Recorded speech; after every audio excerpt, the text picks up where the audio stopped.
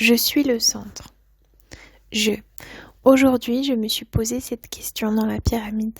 Pourquoi dois-je être le centre de tout ça? Suis. Et à quelle conclusion es-tu arrivé? Bon, il y a 5 ans, ici même, les maîtres m'ont dit que je devais travailler le « je suis ». Et j'interprète que la meilleure manière de le faire est depuis un jeu, c'est-à-dire que beaucoup se reflètent en une personne, en un jeu. Suis. Tout cercle possède un centre, toute sphère possède un noyau. Oui, je sais, toutes les arêtes convergent en un nœud, toutes les histoires ont une origine. Cependant, il y a quelque chose que je ne termine pas d'accepter de ceci. Suis. Quoi donc? Être le centre d'attention, que tous m'observent moi.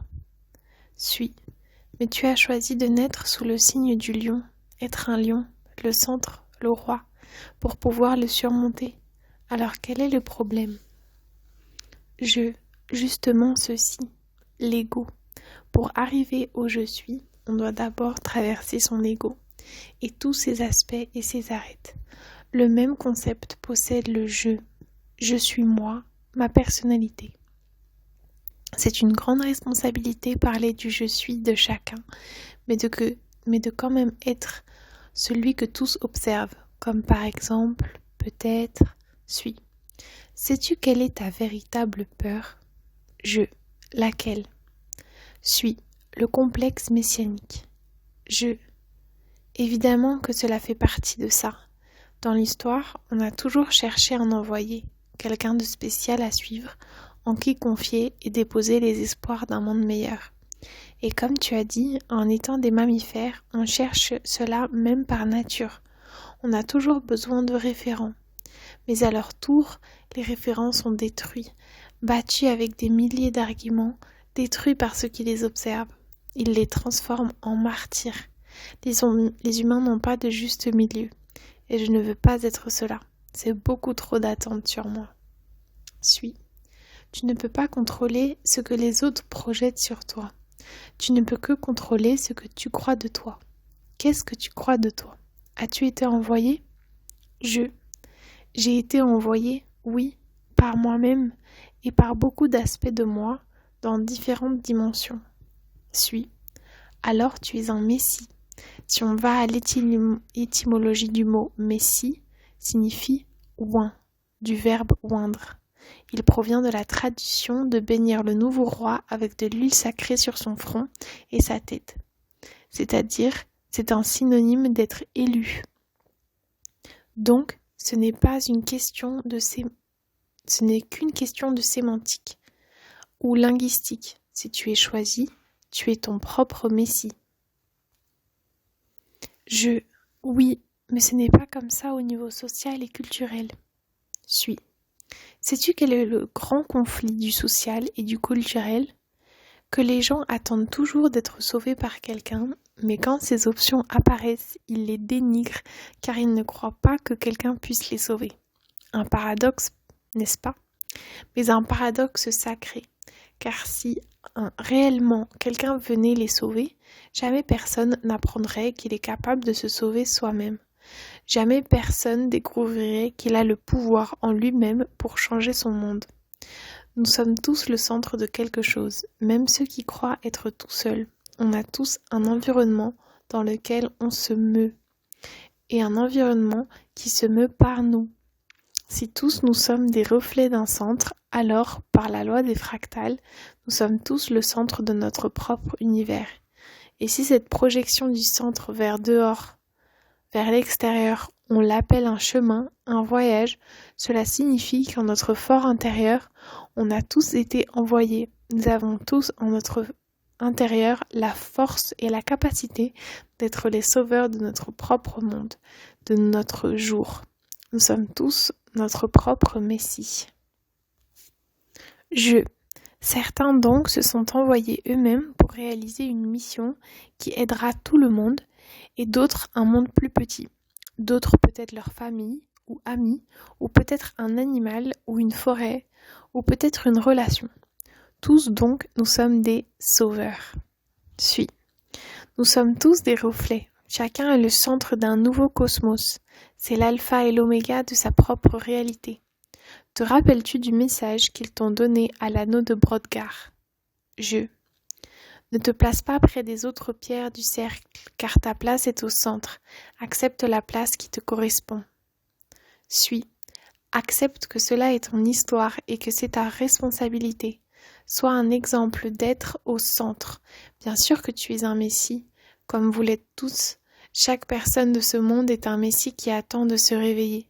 Le Christ vit en chacun d'eux, en toi, en tous par égal. Le séquoia n'est pas plus important que la mousse. Les deux remplissent la même fonction. Les deux amènent la lumière à la matière et les deux, inconditionnellement, donnent de l'oxygène aux êtres vivants.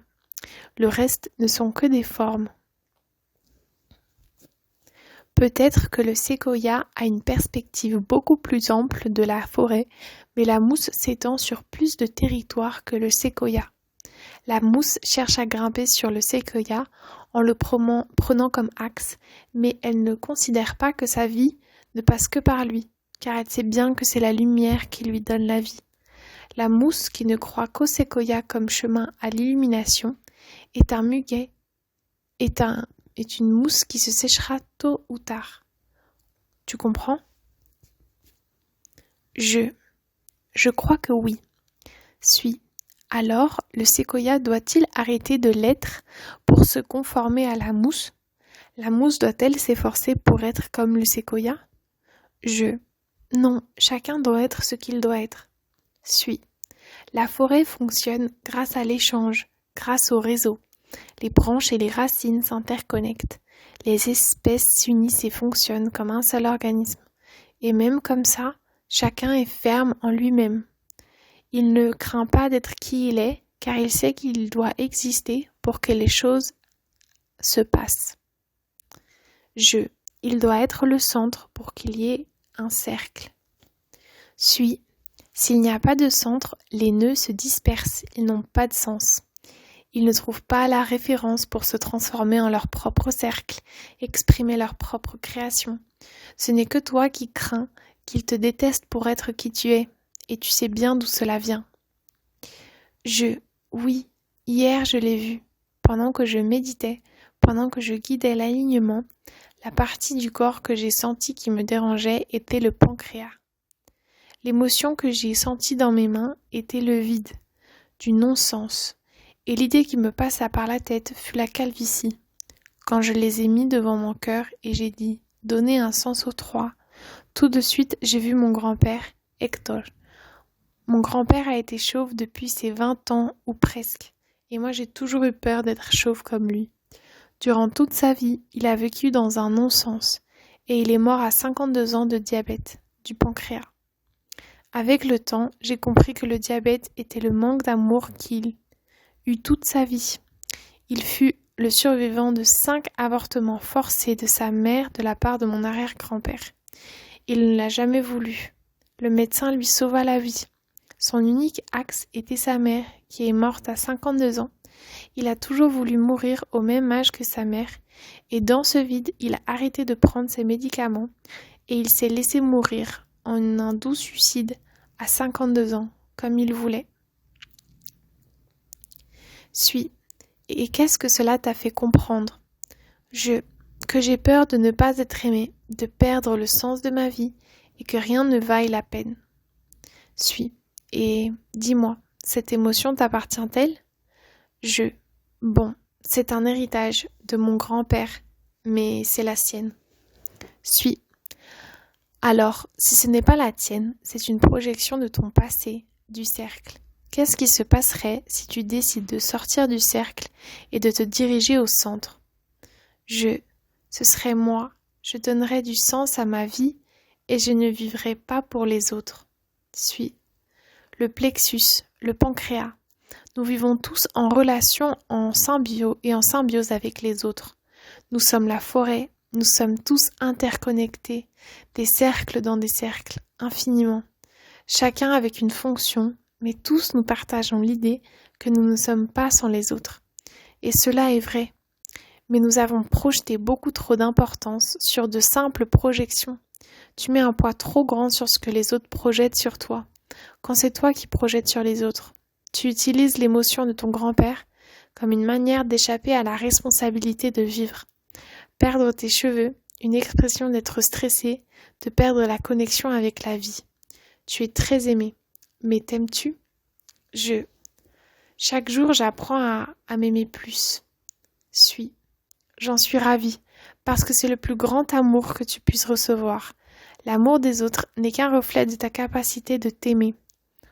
Donne à ton grand-père l'amour qu'il n'a pas pu se donner lui-même. Et la manière que tu le feras, c'est en t'aimant toi comme lui n'a pas réussi à le faire avec lui-même. Ego. Aller vers moi-même. Mais est-ce que cela ne me déconnecte pas des autres ? C'est justement ce qu'ils craignent tous, ce que je crains, de ne penser qu'à moi, d'être égocentrique pour me dédier à moi. Les autres sont de simples reflets de toi. Si tu t'aimes, tu aimeras les autres comme s'ils étaient toi. Tu ne peux pas donner un amour que tu n'as pas. Seulement l'amour les rendra libres. Te souviens-tu ? L'idée du jeu et des autres n'existe pas en réalité, car il n'y a pas de séparation. Être au service du prochain sans avant avoir été à ton propre service, ce n'est que donner du vide.